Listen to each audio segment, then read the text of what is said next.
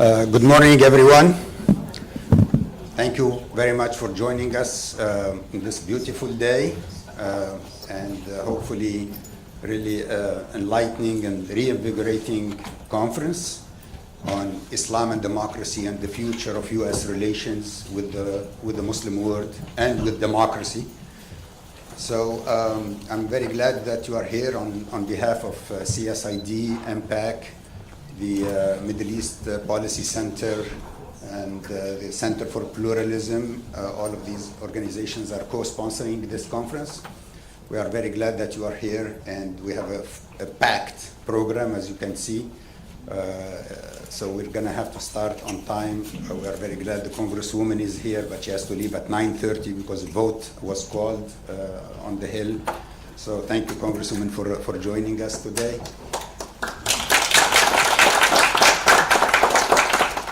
So the main challenge is to stay on time because we have so many excellent speakers from all over the world. We have speakers who came from India and Pakistan and speakers who came from France. So it's really wonderful to see you all today. Thank you very much. So without further ado, let me introduce Asma Afsaruddin, the chair of the board of CSID, to welcome you and say a few remarks. Asma?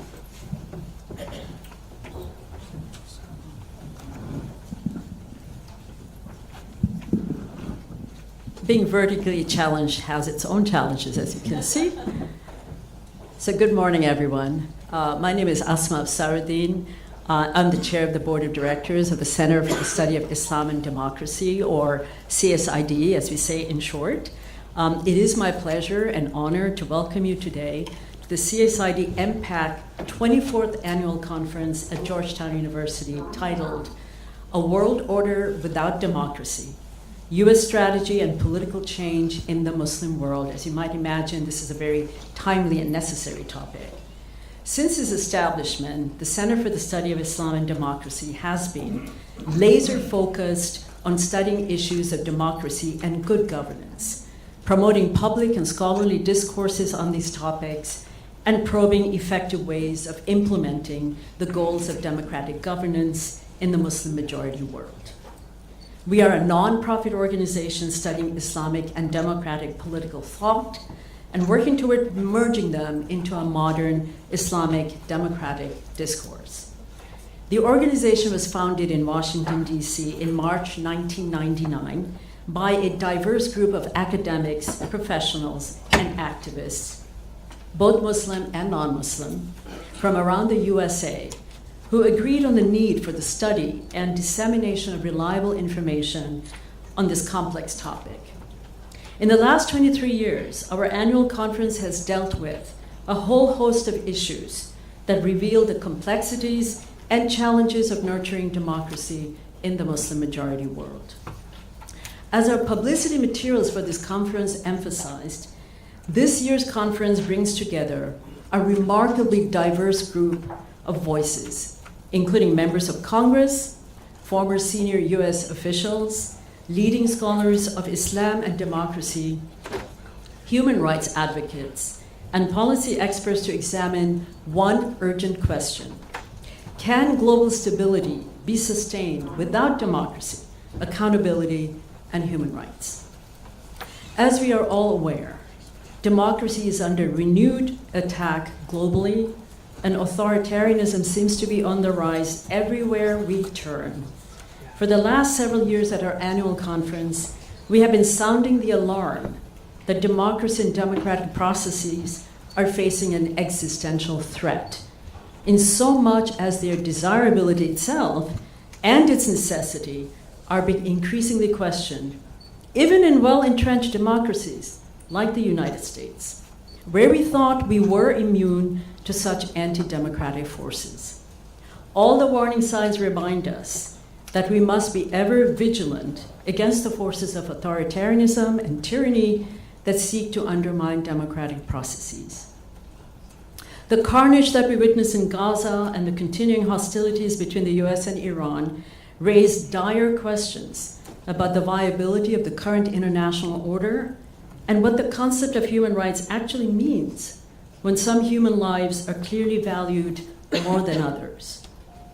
Appropriately then, our program today includes conversations on the timely topics of democratic backsliding and authoritarianism, Islam, pluralism, and governance, Gaza and the future of Israel-Palestine, U.S. strategy in the Muslim world, and human rights and international order. We have lined up an exceptional cohort of policymakers, scholars, journalists, and practitioners who will be discussing throughout the day the burning issues of democracy, human rights, and the future of U.S. engagement with the Muslim majority world. We are particularly pleased to have among us speakers and participants who include Representatives Pramila Jayapal and Representative Jim McGovern, Robert Malley, Mustafa Akyol, Shadi Hamid, Josh Paul, and many others.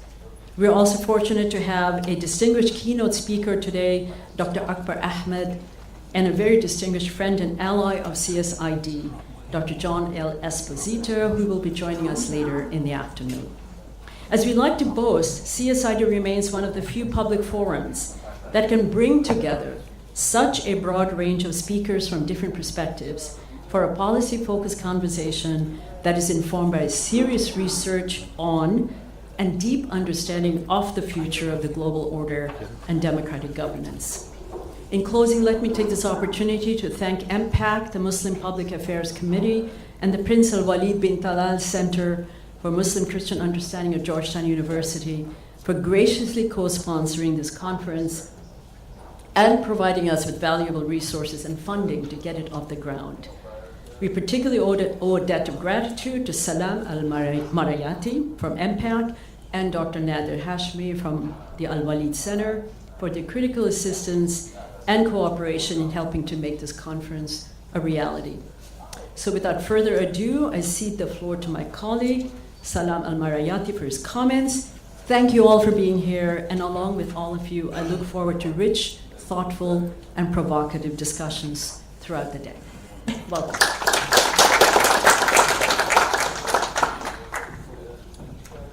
Thank you, Asma. Bismillah ar-Rahman ar-Rahim. Assalamu alaikum. In the name of God, most gracious, most merciful, peace be unto you. Good morning. We're really honored and proud to be part of this great endeavor by the Center for the Study of Islam and Democracy, by the efforts of Dr.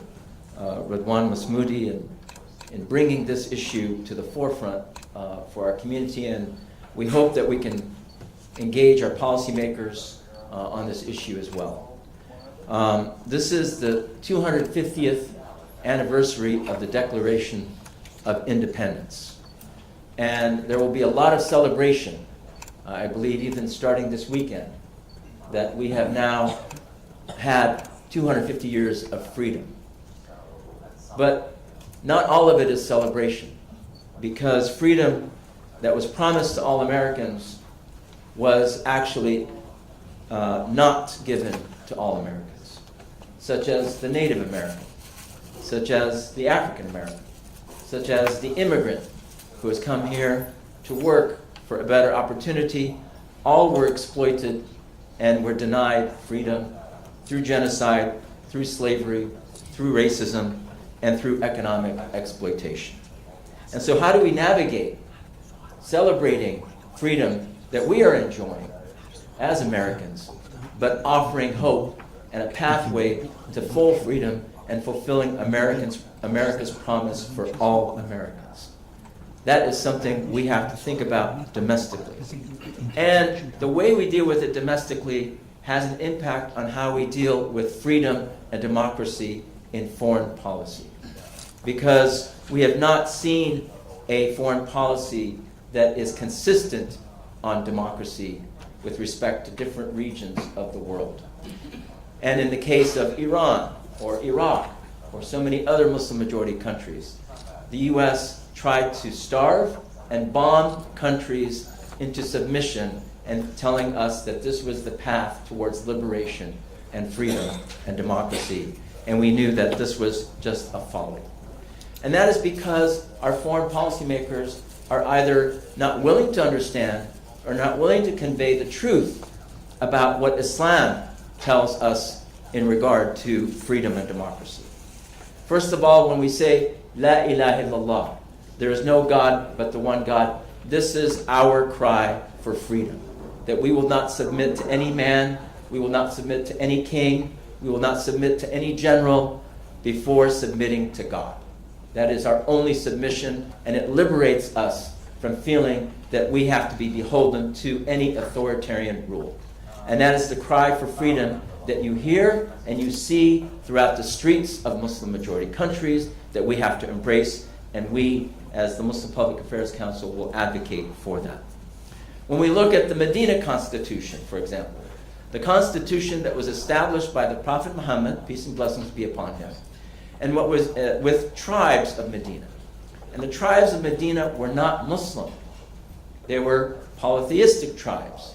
They were Jewish tribes. They were non-Muslim tribes. So he had to come to an agreement with them on how to govern Medina. And the main elements of that constitution consisted of very important topics for us to consider as we move forward. Number one, it was a secular document. It was not a religious document. It did not come and tell the tribes, come here and acknowledge that this is the prophet from God. It said that the prophet from Muhammad will be the ruler because he was elected as the ruler for the region, and he will judge in accordance with what is best, what is in the best interest of the people of Medina. But it was a matter of open citizenship. In other words, anyone who supported this constitution was a member of the community, was a member of the Ummah. And that leads us to the second important aspect of the Medina Constitution. And that is that the Jews, the Jewish tribes, were an Ummah alongside the believers. And so the Jews had their Ummah, and they would follow their law, and the Muslim religious law, and the Muslim had their law as well. Number three, that this involved a common ground of developing common security and common defense for the region. And number four, there would be mutual consultation among all the tribes, and this was the democratic fabric that transformed the tribes into one community, an ummah, as we say in America, one nation under God. So these aspects are very important for us to move forward in understanding. We've had 250 years after the Declaration of Independence. We've had 1,500 years after the Medina Constitution. When we look to Muslim majority countries and we ask ourselves how many are following these principles of the Medina Constitution, unfortunately it is very little to zero in terms of what rulers are following. And what we here as Muslims are calling for is adherence to this Medina Constitution if you're calling yourself a Muslim majority country. Islamic kingdom or Islamic rule or Islamic government, whatever you call yourself, you must abide by these principles if you call yourself by that name. Now, on the Hill, there was, a few days ago, there was a hearing on what was called the Sharia Free Caucus. And the Sharia Free Caucus was anything but educating people about what Sharia is. It was just a way of bashing Islam and Muslims.